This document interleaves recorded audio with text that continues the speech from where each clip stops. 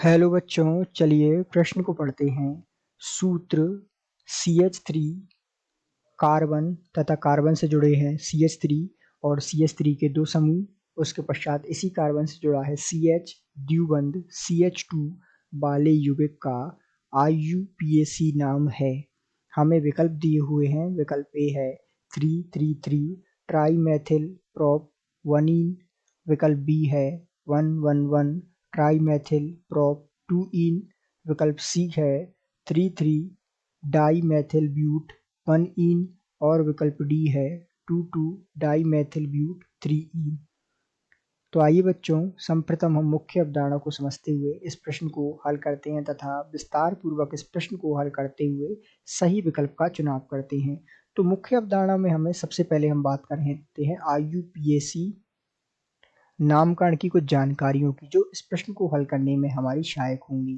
तो IUPAC नामकरण की जानकारियों के साथ हम इस प्रश्न को हल करेंगे तथा विस्तार पूर्वक इस प्रश्न को हल करते हुए इसका नामकरण करेंगे और नियमों को जानेंगे और सही विकल्प का चुनाव करेंगे। तो सर्वप्रथम आइए हम जो है इस प्रश्न की जो है संरचना सूत्र लिख लेते हैं। इस प्रकार इस प्रश्न में जुड़ा हुआ है, इस कार्बन से दो CH3 समूह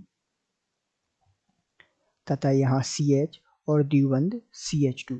यदि हम इसको नामकरण दें तो नामकरण सबसे पहले द्विबंध को हम कम अंक प्रदान करेंगे। तो द्विबंध को हम कम अंक प्रदान करने के लिए यहाँ से इस तरफ से नामकरण शुरू करेंगे। तो 1, 2, 3 और 4। तो इसका नामकरण हम क्या देंगे? 3 पर 2 मैथिल समूह है तो इसको हम लिखेंगे 3,3 डाईमेथिल